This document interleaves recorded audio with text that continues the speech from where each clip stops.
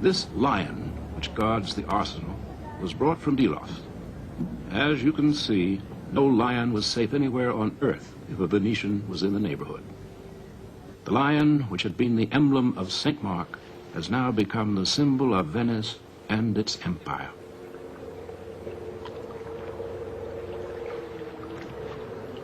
The arsenal was the heart of the Venetian Empire.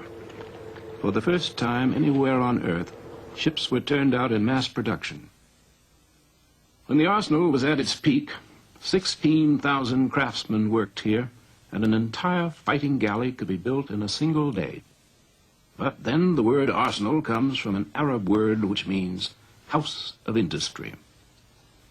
So, at the center of the impregnable city, in the lagoon center, was this impregnable arsenal and anchorage. From here, half the Mediterranean would in due course fall to the lion of Venice. There is an old Venetian saying, cultivar el mar e lasciar star la terra. This means cultivate the sea and let the land alone.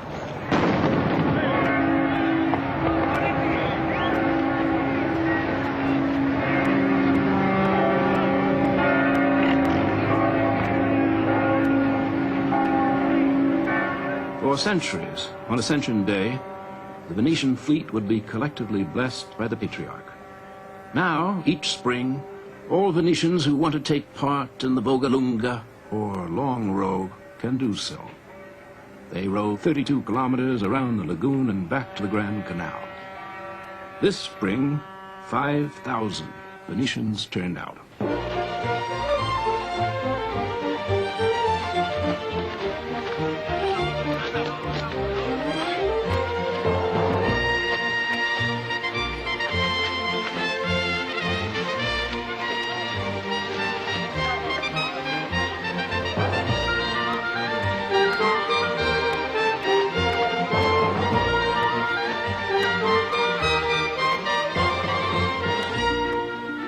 Venetians row standing up so that they can study the water and the treacherous mud. Venetians are by nature watchful.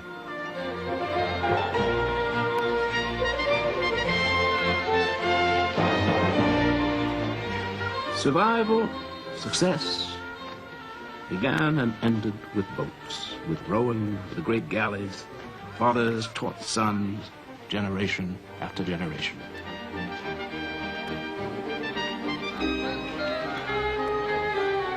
It is not a race so much as a commemoration, a reminder to themselves of who they once were and are. Sea and ships, energy and cunning, buying and selling, and then empire.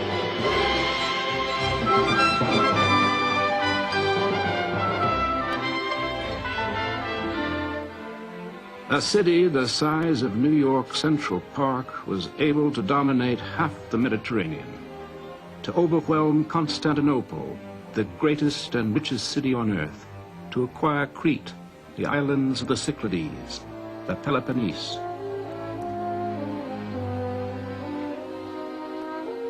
By 1400, Venice controlled Corfu, the base at Nauplia, the coast of Dalmatia. By 1500, the small city of Venice had become the largest empire in the West.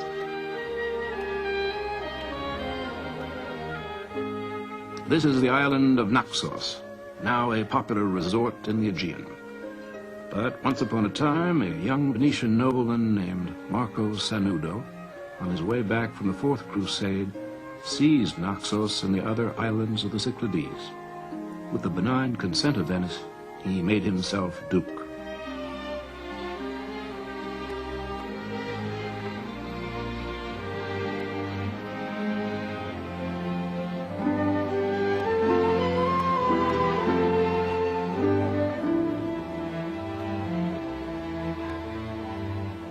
You can still see on top of that hill the fortified town that Sanudo built over 750 years ago.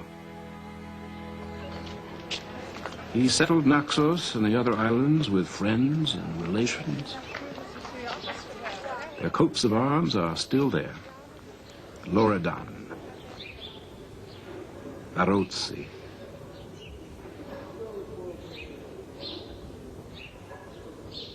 This is what is left of Sanudo's castle. The masonry is held together with pink mortar from the island of Santorini, mixed for no particular reason with egg yolks. The result is harder than stone and a true monument to high cholesterol. Although Naxos is now entirely Greek and its religion Orthodox, there is still a Roman Catholic cathedral, and there are still many families of Venetian ancestry.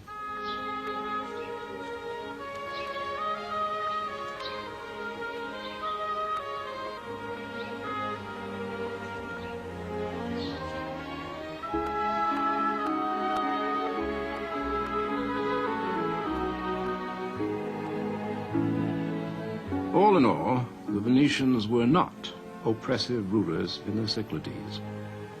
Since they were there to protect trade routes, each island was not so much a territory of any great value as a sort of stationary ship to be of use in the servicing of the Venetian fleet.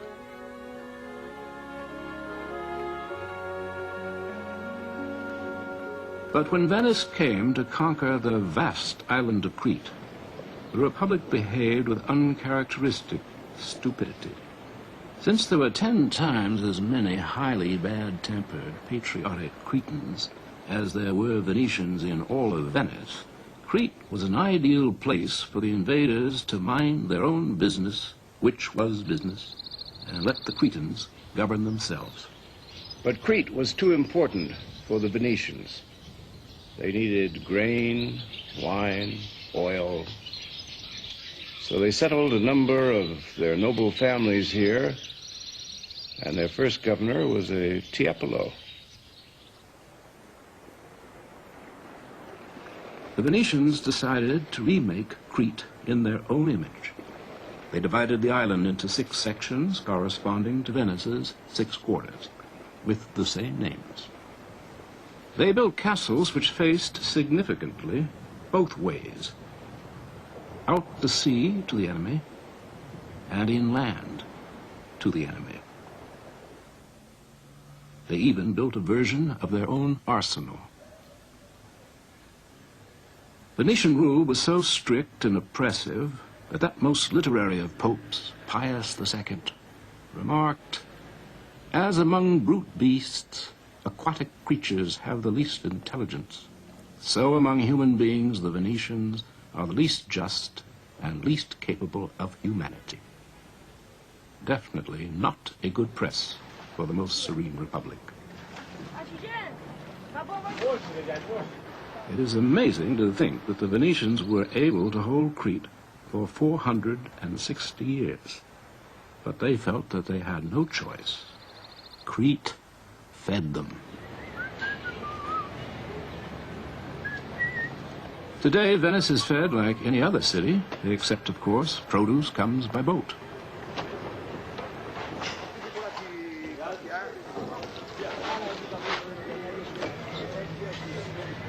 Although a republic can be almost anything in practice, the Venetian Republic was, and is, remarkably consistent in its sense of self. Like the Jews, the Venetians were a minority in a generally hostile world.